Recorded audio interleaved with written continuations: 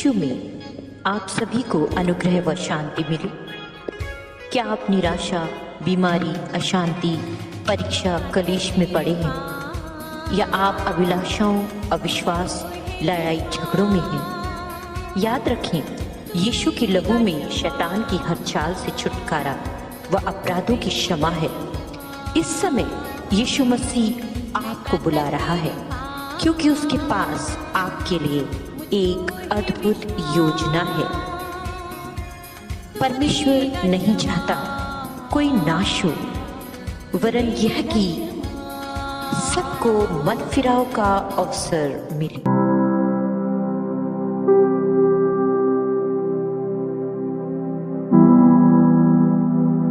पवित्र सामर्थी नाम में आप सबको अनीता टीचर का ढेर सारा प्यार और सलाम।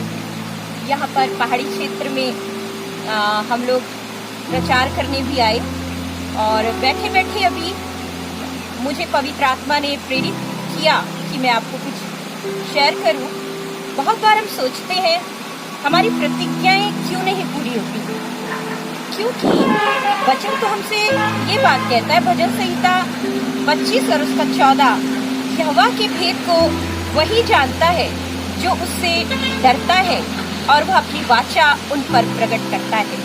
कई बार हमारी प्रतिज्ञा हमारे जीवनों में पूरी नहीं होती क्योंकि उनके लिए हमने कभी प्रार्थना नहीं की है, उनके लिए हम कभी अनुग्रहित नहीं हुए हैं और हम सोचते हैं कि परमेश्वर खुद ही उन्हें पूरा कर देगा, लेकिन ये बात सही नहीं है। ये हमारी धारणा बिल्कुल गलत है। हमें उन प्रतिज्ञाओं को, उन वाचाओं को लेने के लिए, आशीषित होने के लिए हमें कुछ करना पड़ेगा। यिर्मयाह 25:11-12 पद कहता है, मैं पढ़ रही हूँ, सारी जातियों का यह देश उजाड़ ही उजाड़ होगा और ये सब जातियां 70 वर्ष तक बाबुल के राजा के अधीन रहेंगी। जब 70 वर्ष बीत चुके तब मैं बाबुल के राजा और उस जाति के लोगों और कसदियों के देश के सब निवासियों को अधर्म का दंड दूंगा। यहोवा की यह वाणी है। यह जब दानियल ने पढ़ा, यिर्मयाह की ये पुस्तक, ध्यान दें, जब दानियल ने पढ़ी तो दानियल चुप नहीं बैठा।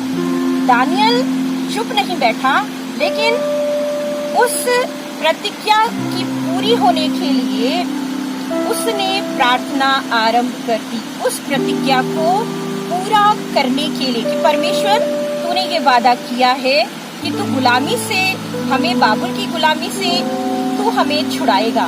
और ये प्रतिज्ञा के लिए दानियल आंसुओं से प्रार्थना करने लगा। मैं आपके लिए पद पढ़ती हूँ, दानियल 9 और उसका 2-3। मुझ दानियल ने शास्त्र के द्वारा समझ लिया कि यरूशलेम की उजड़ी हुई दशा यहोवा के उस वचन के अनुसार जो यिर्मयाह नबी के पास पहुंचा था,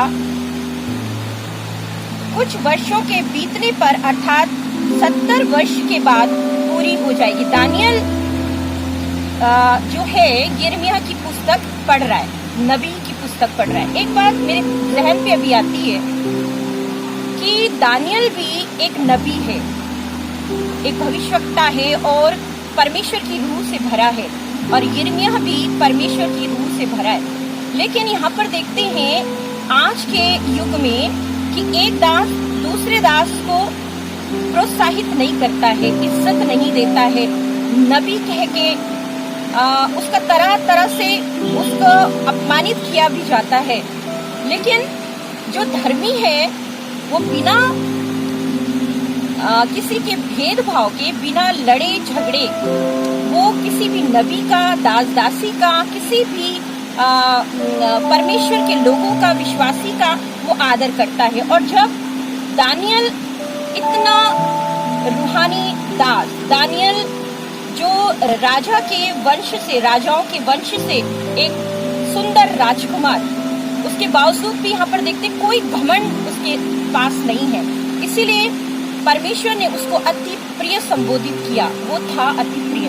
हम अति प्रिय तब होते हैं मेरे अजीज जब हम परमेश्वर की आज्ञा का पालन करते हैं। और यहाँ पर दानियल ने बिना झिझके, बिना शर्म के, बिना कुछ टिप्पणी किए हुए यिर्मयाह की पुस्तक को पढ़ा और उस नबी की, जो परमेश्वर की आत्मा ने उस नबी से बात की थी, उसकी इज्जत की। और ये इज्जत जब उसने की तो इस वचनों पर उसने विश्वास किया और उसने घुटने टेके और प्रार्थना किया। 3 पद कह रहा है, यिर्मयाह 9 और उसका 3 में पढ़ रही हूँ। जब मैं अपना मुख प्रभु परमेश्वर की ओर करके गिड़गिड़ाहट के साथ प्रार्थना करने लगा और उपवास कर, ध्यान देना, उपवास कर, टाट पहने, रात में बैठकर वरदान मांगने लगा। यिर्मयाह की पुस्तक पढ़ रहा है, वाचा को पूरा करने के लिए, प्रतिज्ञा को पूरा करने के लिए कि तुझे इन लोगों को बाबुल की गुलामी से निकालना है। इस्राएल खुदावंद अपनी कौम को तूने छुड़ाना है। कितनी आशीषित बात है। एक ऐसा व्यक्ति जिसके पास सब कुछ है, सम्मान है, वो वहां पर एक विशिष्ट पद में वो वहां पर था, एक प्रधान वो वहां पर था। यदि उसका बैकग्राउंड आप देखेंगे तो नबूकदनेस्सर के राज्य में दानियल को एक विशिष्ट स्थान मिला था। बेलशस्सर की जेवनार के समय दीवार पर जब लिखा गया था, उसके बाद भी उसको बहुत खूबसूरत ऑफर पेश किया गया था। दारा राजा के समय अधिपतियों में से वो एक अधिपति बना। क्रूसु राजा के राज्यकाल के 3रे वर्ष तक वो जीवित रहा। तो यहाँ पर हम देखते हैं, दानियल ने जब ये बात, यिर्मयाह की पुस्तक, ये नबूवत पढ़ी तो वो बहुत बहुत रोया। आज हम प्रतिज्ञा पाने के लिए, परमेश्वर से उन वादों को लेने के लिए कितना उपवास रखते हैं, कितना रोते हैं, कितना वो दास दासी की जो भविष्यवाणी प्रभु के रूह से कही गई है उसको लेकर हम आगे बढ़ते हैं।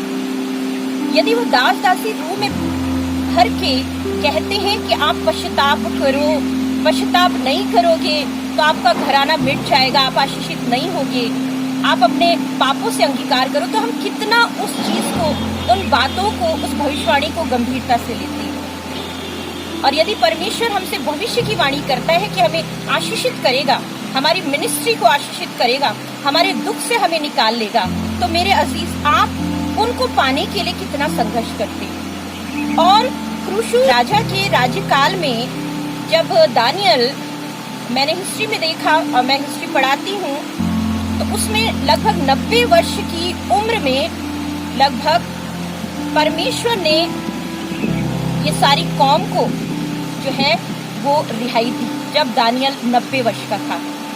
और उसने अपने जीते जी तमाम परमेश्वर के लोगों को वहां से रिहा करवाया।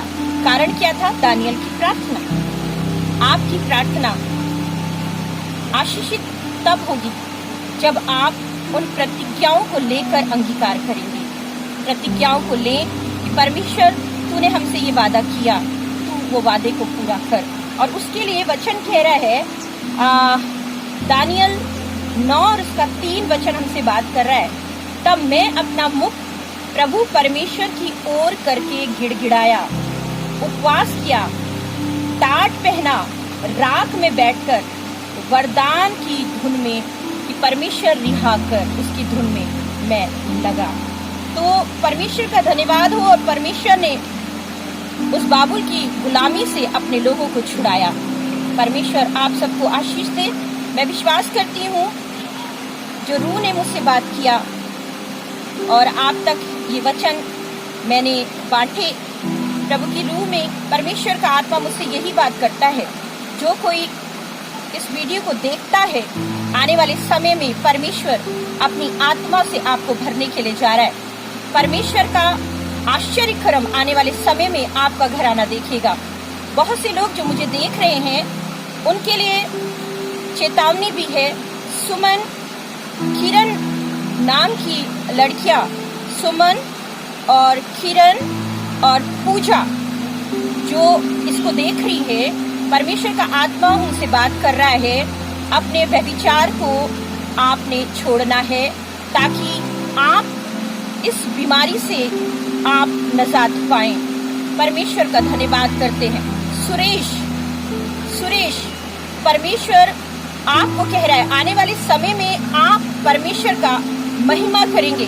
परमेश्वर का कार्य आपकी जिंदगी से होगा। गगन के विषय में परमेश्वर आने वाले समय में आपको अभिषेक करेगा। परमेश्वर की महिमा से आप भरेंगे।